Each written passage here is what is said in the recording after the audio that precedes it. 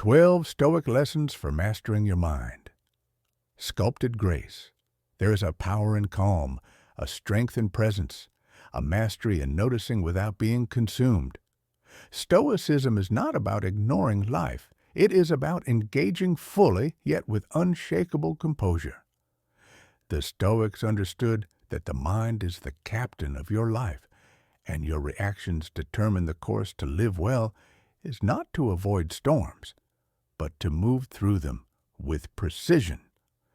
In this guide, Sculpted Grace presents 12 Stoic lessons, tools for cultivating a life of clarity, resilience, and quiet authority. These lessons are not theoretical. They are practices. They are daily decisions that anchor your mind and refine your character. Chapter 1. Pause before movement. The first lesson is deceptively simple. Pausing is not inaction. It is creating space between stimulus and response, between thought and movement.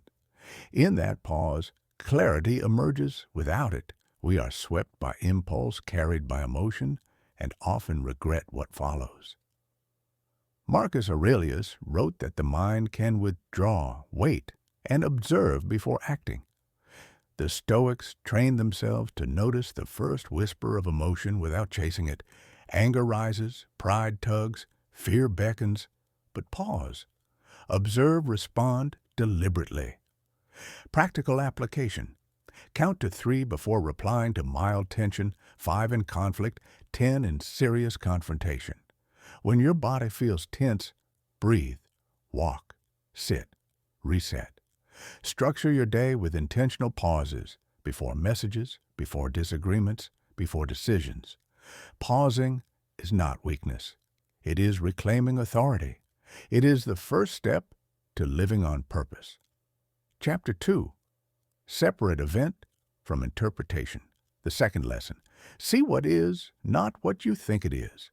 Epictetus reminded us that it is not events themselves that disturb us, but the judgment we attach to them. A harsh word is sound. A delay is motion. A glance is perception. All else is interpretation. By separating fact from story, you prevent unnecessary suffering. You stop reacting to imagined attacks and respond to reality. This skill protects your inner calm and allows wisdom to guide your actions. Practical application. End each day by writing one event and the interpretations you added. Ask, what happened? What did I imagine? What did I assume? Practice reframing events. Traffic is movement, not offense. Disagreement is difference, not rejection. When you see clearly, emotion is no longer automatic. You respond with insight, not impulse. Chapter 3. Master the delay of emotion. Stoicism teaches that emotion is a signal, not a command. Anger, fear, pride, they arrive, but they do not require obedience. Seneca warned that uncontrolled emotion clouds judgment and invites chaos. Train yourself to delay the bridge between feeling and action. In that gap, the mind can assess, measure, and choose practical application. Notice rising anger, irritation, or fear. Let it exist without acting. Use breath and posture to stabilize yourself. Practice daily mini rehearsals in ordinary situations. Slow responses to interruptions. Calm posture in frustration. This delay is not passive. It is active mental work. You transform emotional force into deliberate, controlled energy. Chapter 4. Train your inner witness. To master reaction, cultivate the inner witness. The part of you that observes without engaging, Marcus Aurelius called it the view from above. By mentally stepping back, you see events in perspective. You notice impulses before they turn into actions. You remain anchored when others are swept away. Practical application. Sit in silence. Label thoughts and release them.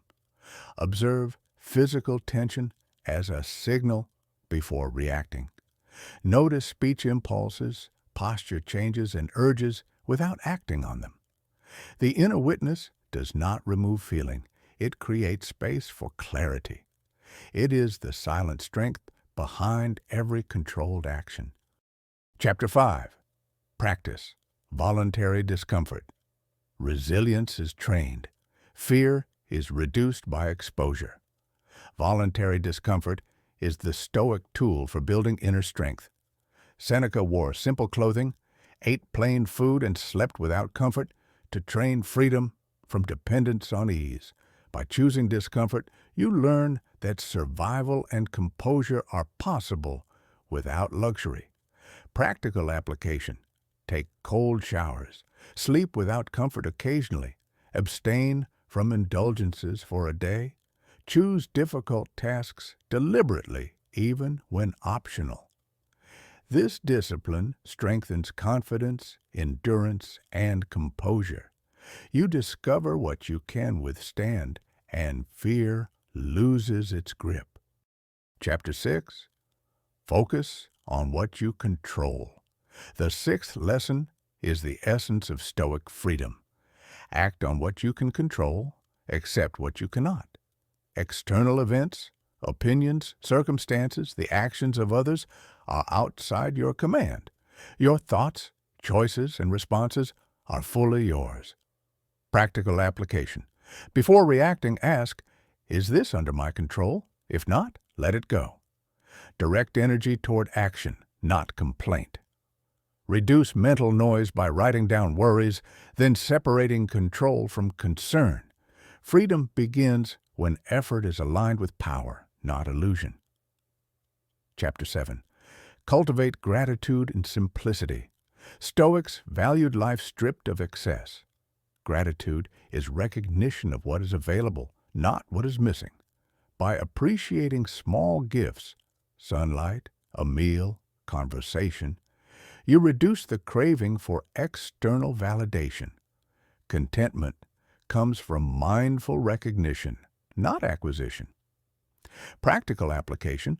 List 3 things you often overlook and reflect on their presence. Practice morning and evening gratitude. Notice moments of beauty in routine tasks. Gratitude sharpens perspective, steadies the mind, and frees you from constant comparison. Chapter 6. Focus on what you control. The sixth lesson is the essence of Stoic freedom. Act on what you can control, accept what you cannot. External events, opinions, circumstances, the actions of others are outside your command. Your thoughts, choices, and responses are fully yours. Practical application. Before reacting, ask, is this under my control? If not, let it go. Direct energy toward action, not complaint.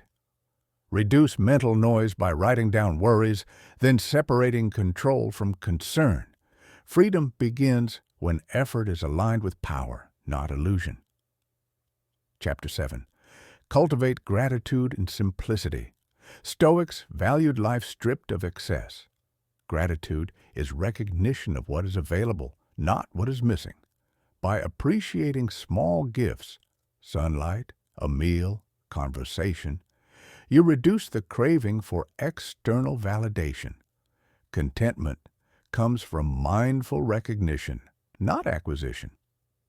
Practical application. List 3 things you often overlook and reflect on their presence.